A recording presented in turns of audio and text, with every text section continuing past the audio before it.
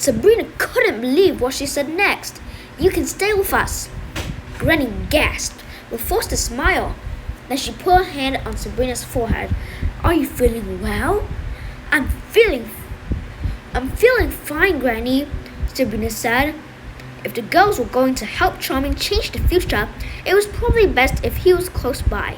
Sure, he was an arrogant jerk, especially when it came to her family, but she could tolerate a barrage of insults if it would help avert disaster.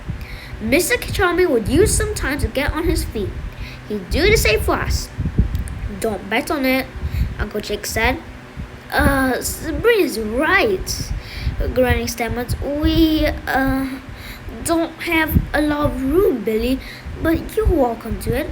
The sofa is very comfortable." "What?"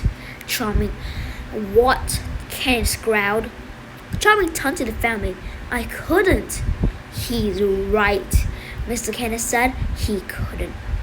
"We insist," Granny said, and she took Charming by the arm and led him into the house. Candace turned to Sabrina and gave her a look that was both bewildered and betrayed. Sabrina blushed, realizing that she had just invited her friend's bitterest enemy to live with them. He might never forgive her. "Rhoda, may I have a word with you?" Candace asked. Granny turned and approached her oldest friend. "Yes?" "You cannot be serious," Candace said. He can't be trusted. Don't you recall that he has threatened to destroy his family? This family? I may be old, but my memory is still intact," the old woman said. The old woman said defensively. "Everyone deserves a second chance. The man will stab you in the back the first chance he gets. Don't be such a fool. There was a time when people said the same thing about you," Rhoda said angrily. After a moment, she took a deep breath. "Mr. Candace, the decision has been made." Granny Rhoda escorted Charming into the house, leaving Candace standing in the yard. He looked angrier than Sabrina had ever seen him. And worse, his anger was directed at her grandmother. Sabrina had never seen Granny Rhoda and Mr. Candace bicker before, let alone yell at each other. It made her nervous, especially now that she knew the destiny that lay ahead for the old man. Who knew what would make Candace snap and finally surrender to the wolf?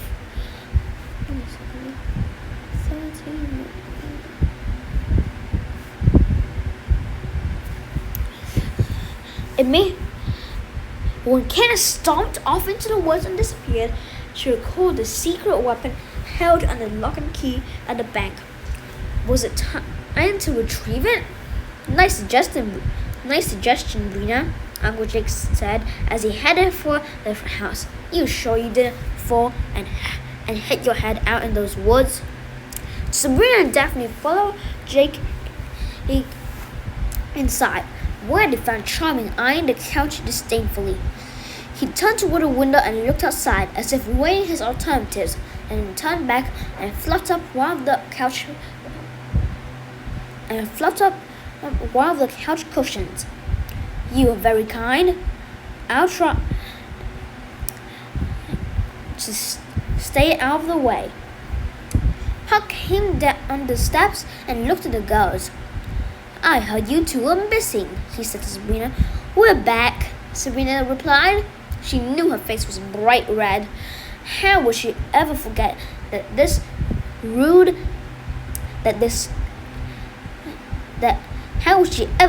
she and this smelly, rude, grime-covered boy was destined to be married? "Darn," he grumbled, and turned and walked back up the steps. "There goes your future husband," Daphne whispered into her ear. "Yeah, he's a real sweetheart," Sabrina thought. Sabrina lay still in her father's old bed. Daphne tossed and turned next to her. I'm afraid to go to sleep, Daphne whispered. The little girl whispered. Sabrina got up her bed, flipped on the light, and crossed the room into her father's desk. She opened a drawer and took out a hairbrush. Daphne's eyes lit up when she saw it. Brushing Sabrina's hair always seemed to calm Daphne's fears. "We're back," Sabrina whispered as she sat back down on the bed in front of her sister. "That's what matters. We're back and we can make a difference." "What if we can't?" Daphne asked as she started to brush her sister's long hair. Sabrina forced the doubt from her mind. "We have to. The first thing to do is solve the case." "Do you think Charming can really help us wake up Mom and Dad?" Daphne asked. "I don't know," Sabrina whispered. Suddenly, there was a soft tapping at the door. It creaked open, and the prince popped his head inside. "Get dressed and meet me downstairs," he hissed. "We've got work to do." He closed the door and the girls tiptoed around the room, pulling on jeans and sweater and shoving their feet into shoes. Then they crept down the stairs where they found Charming waiting by the door. He had borrowed a pair of Uncle Jake's jeans and a white shirt and had wrapped himself in an old coat, presumably one their late grandfather Basil had owned. "What's the plan, Stan?" Daphne asked. Charming gestures for her to be silent and then ushered them outside into the cool night air.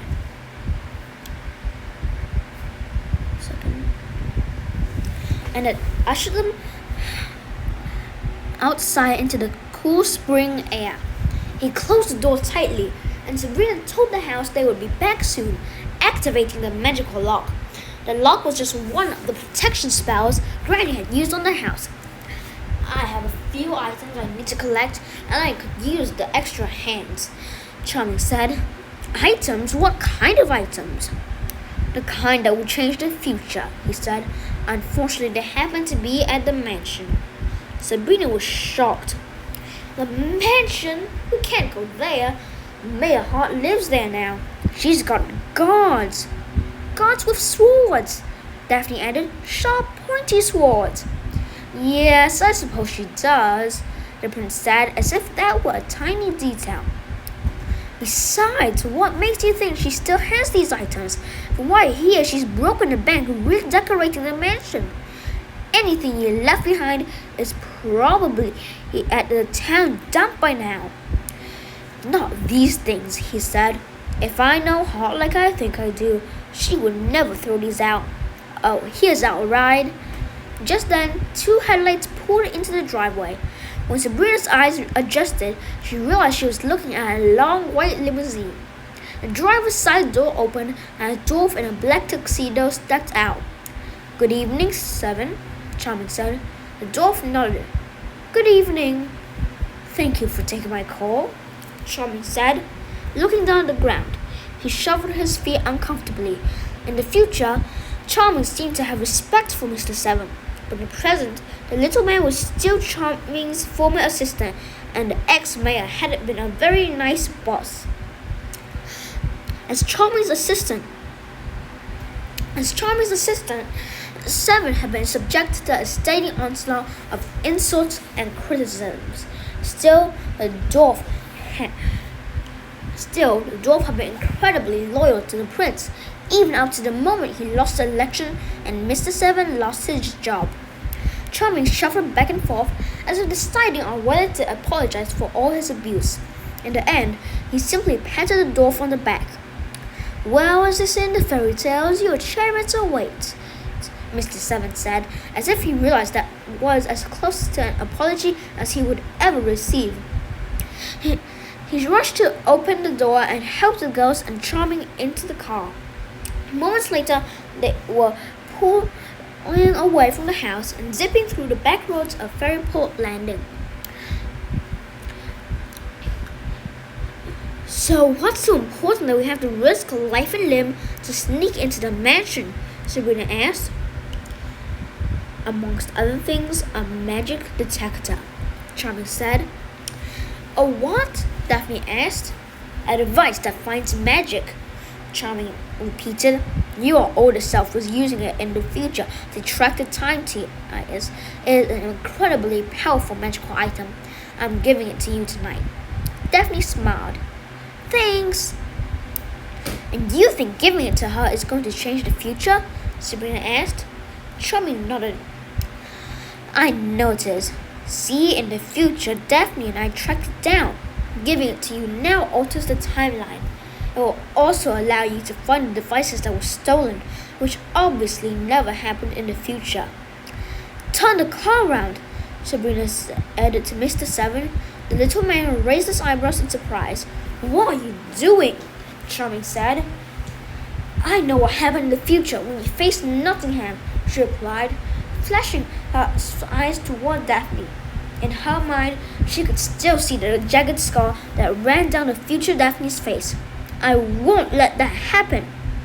Grim, neither will I, Charming said, seeming to understand her concern. I made a promise. Absolutely not. Don't I get a say in this? Daphne said.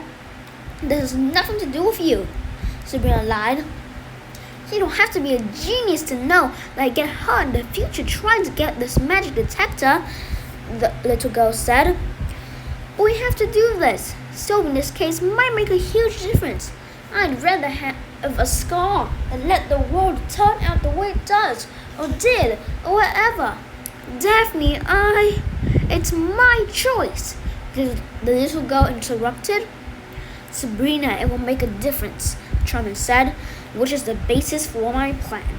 I'm going to do everything I can to alter the future by making as many changes as I can now. Prince turned his attention back to his diminutive driver. What do you know about security? She's got guards at all the doors and windows, Seven said. Then a few roaming around the house. That's not good. It gets worse. Nottingham is living in the house. The mayor's a little on the paranoid side and is convinced someone is going to come in and kill her in the night. The mayor is smarter than she looks, Charming said. Good work, Seven. I'm sure the general will give you a medal for this. I'm sorry, sir? Charming smiled suspiciously, then flipped the switch that raised the divider between the front and back seat. The limousine snaked its way through the farmlands of the town until it reached the street in front of the mayor's mansion. Seven stopped the car and helped everyone out, then strolled around to the trunk and opened it. Charming scooped up a pile of rope and some flashlights and closed the trunk. This could get dangerous, Charming said to his former assistant. Danger is my middle name, Mr. Seven replied as he got back into the car. I thought your middle name was Albert, Charming said. It is, sir. I was making a joke. Oh, Charming said. Could you stop that? Seven nodded. Maybe Charming could get a sense of humor, Sabrina whispered to her sister. That would totally change the future. Seven started up the limo and pulled into the mansion's driveway. While he drove, Charming led the girls onto the property. They darted from tree to tree, waiting in the shadows as they got closer and closer to the house. It wasn't long before they spotted some of the mayor's guards. Men with arms and heads with arms, heads, and legs like people, but torsos that were nothing more than extra large playing cards. Sabrina fought back the dizzy feeling she often got when faced with something that should have been impossible. Seven parked the limousine by the front door next to a fountain that had once featured. That seems to be the end of this video. I'll send you later.